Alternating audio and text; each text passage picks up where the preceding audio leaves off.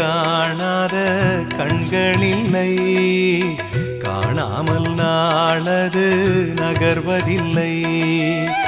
கண்ணன் என்றாலும் கள்வன் என்றாலும் கருணை புரிவான் ஸ்ரீ கிருஷ்ண பகவான்.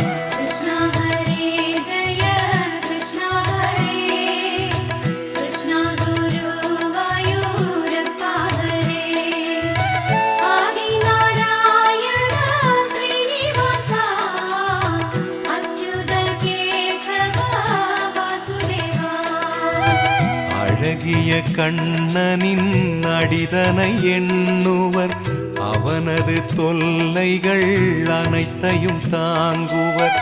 வெண்ணையை திருடிய கண்ணனின் லீலையை கண்டு ரசிப்பதே